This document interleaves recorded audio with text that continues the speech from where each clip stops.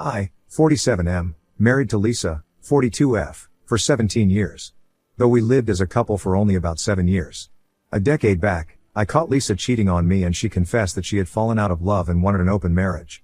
We have 2 kids, the elder was a toddler and the younger was still an infant when this happened. It was devastating for me.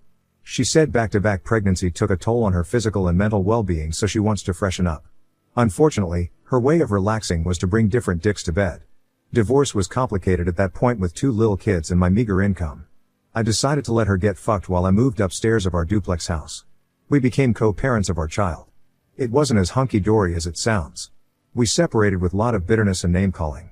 Mostly it was from me. Because she cheated.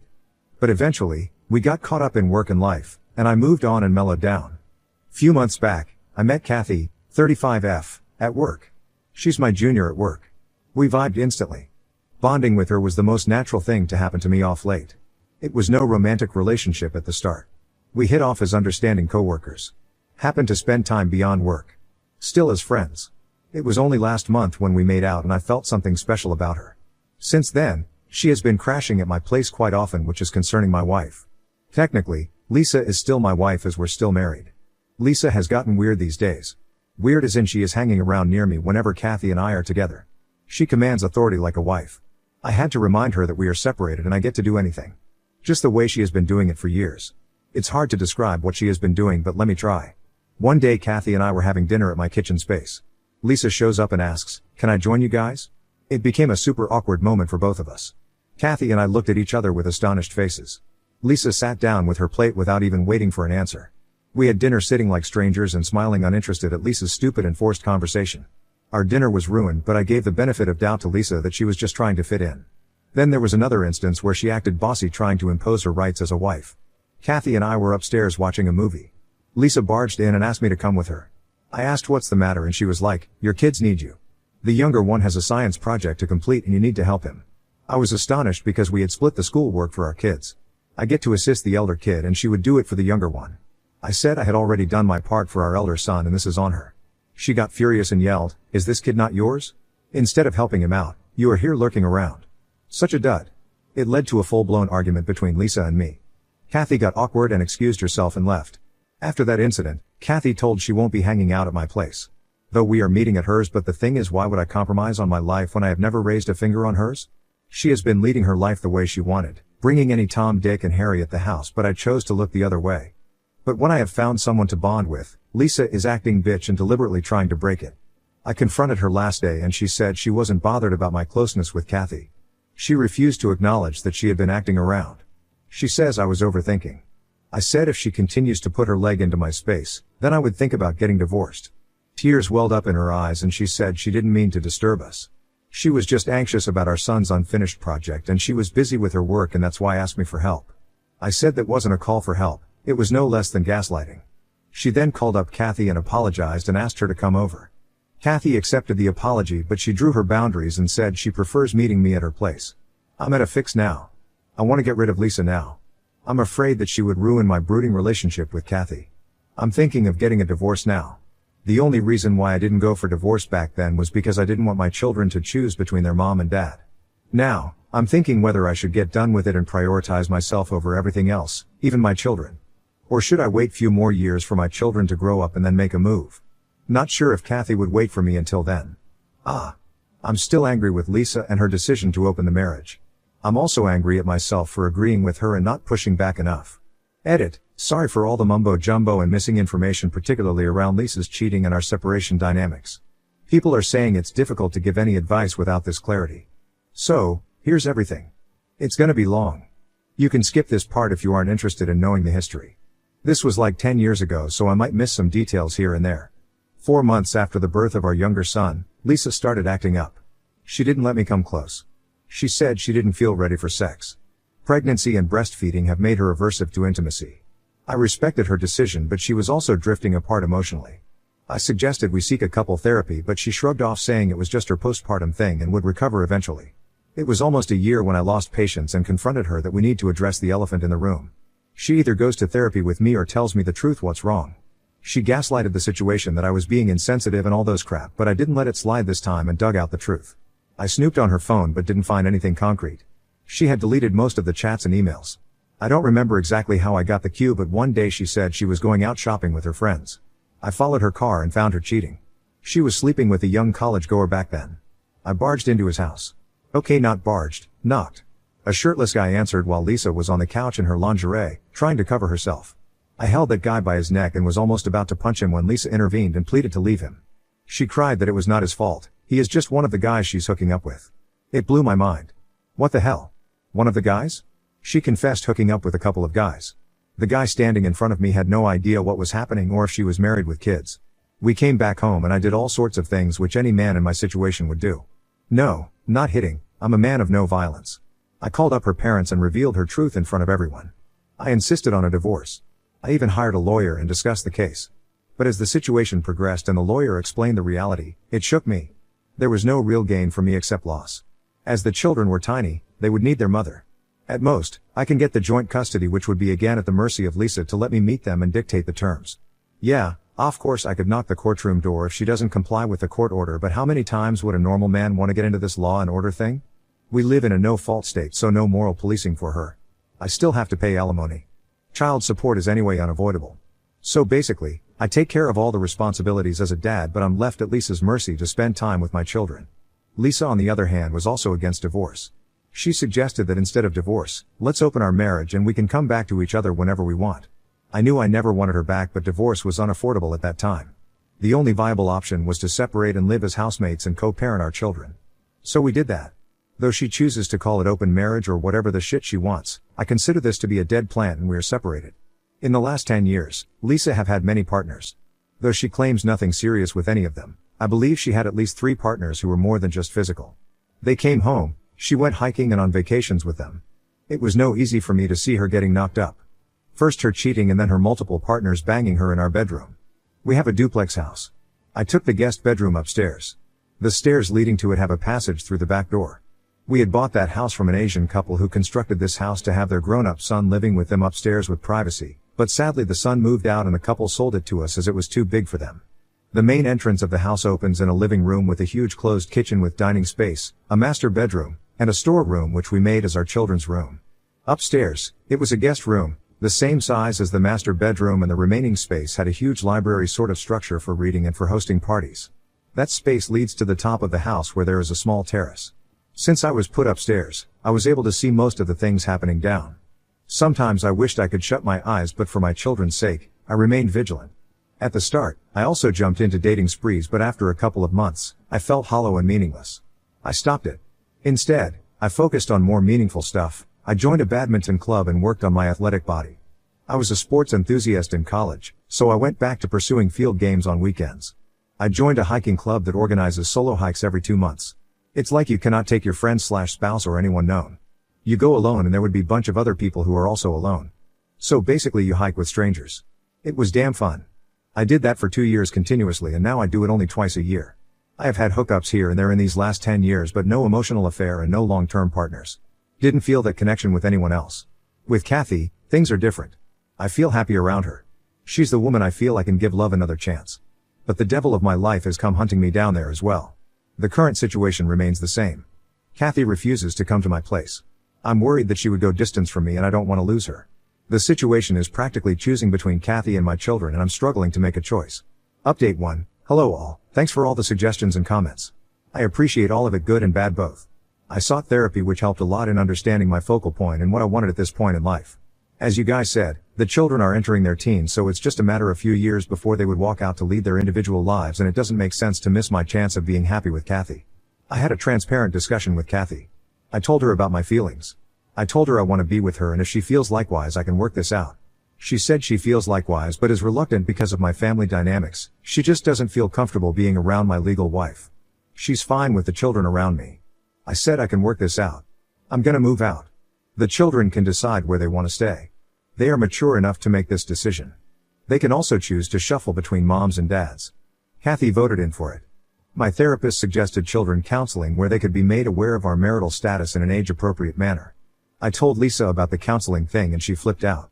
She said I was being selfish and nuts for dragging my children into this mess, that I'm messing up with their life by getting serious with Kathy and I should prioritize my family over my own selfish desires. I lost my shit at this. Really, Lisa? Are you the one giving these preachings of family and morals BS? What happened to your ethics when you were getting knocked up by different dicks while your children were still breastfeeding and rolling in their cribs? I asked her to back off and took the kids to the counselor. It was helpful. The children have received it well. They kinda appreciated that we were sticking along for so long for their sake. They also agree that I have the right to be happy for the rest of my life. I told Lisa I would be filing for divorce. She acted shocked and started sobbing. She said, "I thought we decided never to get divorced and be with each other throughout. Now when you found this woman, you are leaving your family to be with her. I have also met so many men who wanted to marry me, but I never traded off my married life for them." I said, "Stop trying to guilt trip me, this isn't helping. Cut the crap and sign the papers. I'll be paying for the children's education until college. You can keep the house and the car. That would be your alimony. I'll be moving out. I'm choosing my happiness over money because now I can afford it. Back then I couldn't." She cried and tried all means to talk me out of the divorce thing. She said I can move out and live with Kathy and remain married. I said I love Kathy and don't want her to be called my mistress. I know no one would name call her that way, but Lisa would. She can go any length to humiliate others. The papers should be in any day. I'm moving in with Kathy next month. I'm waiting for my children's annual exams to be over. I would be taking them for a trip and then I would move out. I would be relieved when all these get settled for all. Update 2. I tell you, this woman is a real bitch. As I mentioned in my last update, I was off for vacation with kids. This woman used this opportunity to pull off her evil plan. Lisa sobs her way to Kathy and asks her to back off. She told her that she's tearing apart our family and that our children would be suffering because of her. Lisa tried to guilt trip Kathy, but when Kathy didn't budge, Lisa said that I wasn't serious about her and Kathy was just a fling for me. Lisa is a shrewd and cruel woman. She knows very well how to play her cards. She knew I was in a low network zone with kids, so Kathy wouldn't contact me. And she didn't. Had she been any other woman, she would go crazy at this fling statement, but Kathy remained composed and waited for my return. She had the hotel number I was put up in, but she didn't disturb me. That's what I love about her. She's a secure woman despite my complex situation.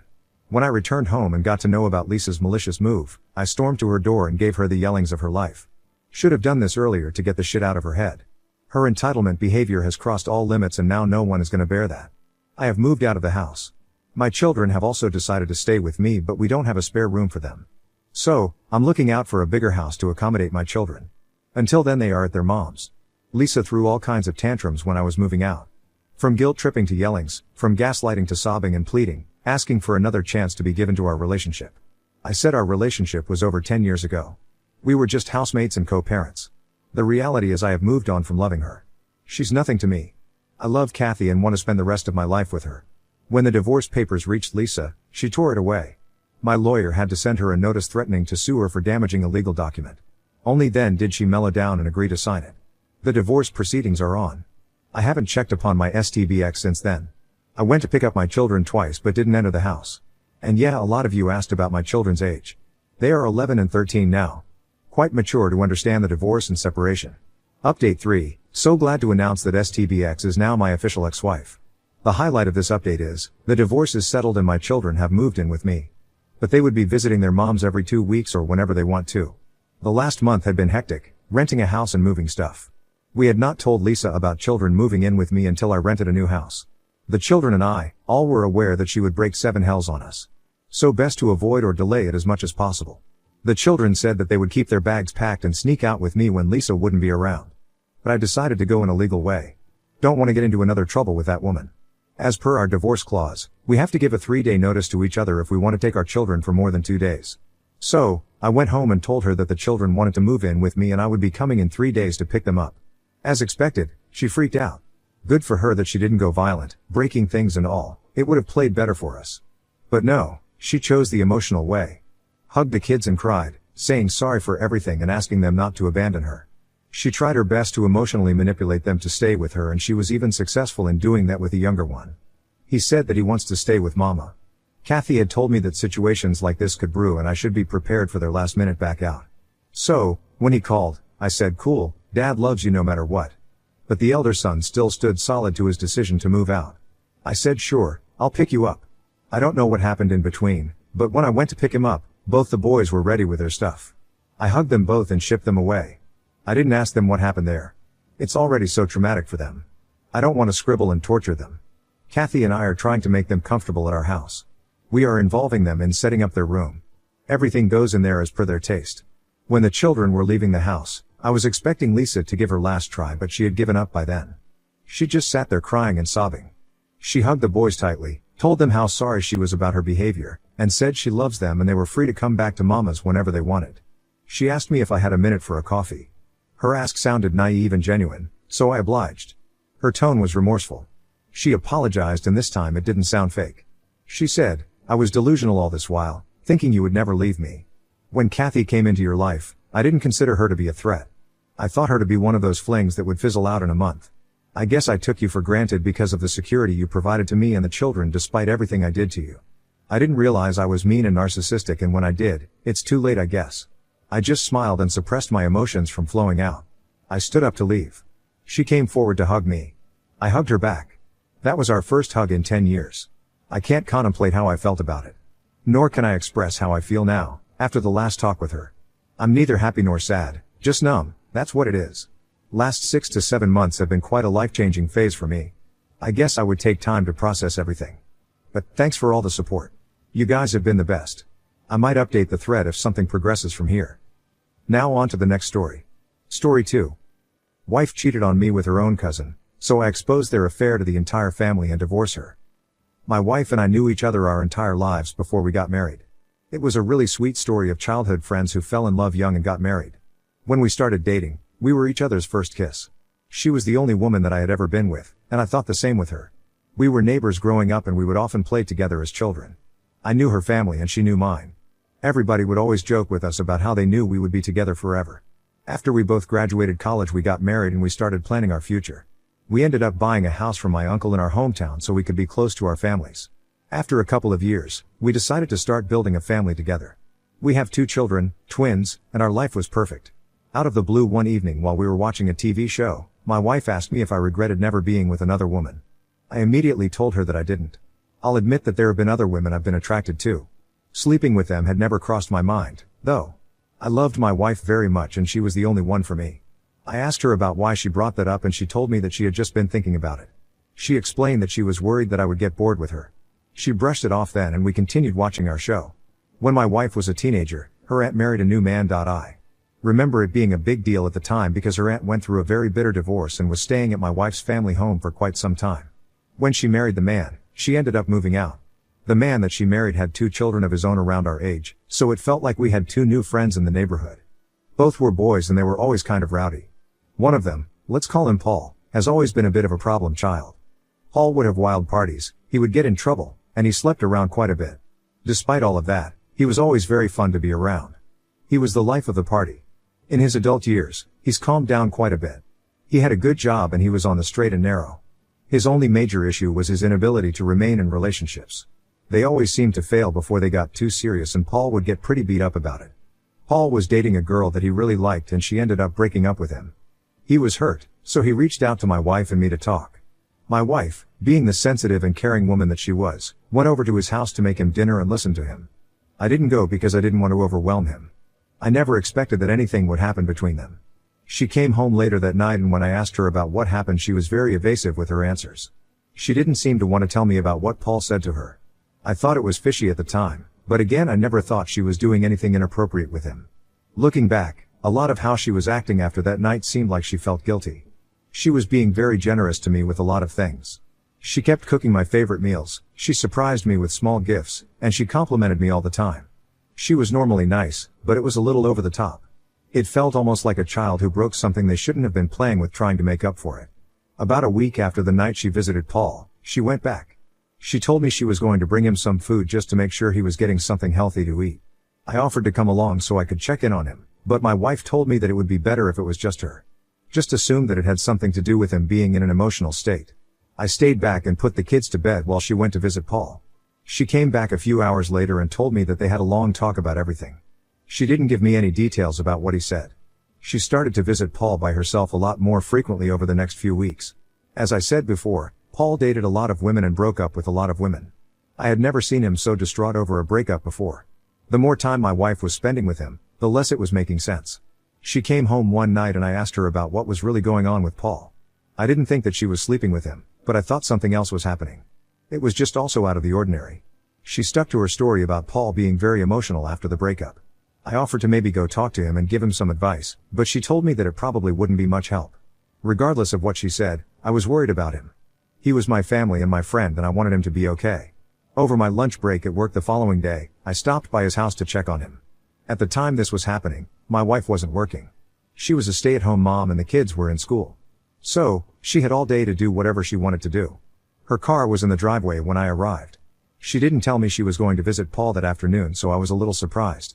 I approached the door, ready to ring the bell and pop in to see what was going on. Before I even touched it, I could hear noises right on the other side of the door. It sounded like they were having sex and my wife was being pinned up against the door. I was frozen in place. That was absolutely the last thing I expected to see. I couldn't even believe it. I don't know why I did it, but I ended up calling my wife on the other side of the door. I heard her phone go off and I heard them both freeze for a moment while she looked at it and rejected the call. I heard some muffled conversation as Paul asked her if she was okay. My wife told him that it was just a little weird that I was calling in the middle of the day and that worried her.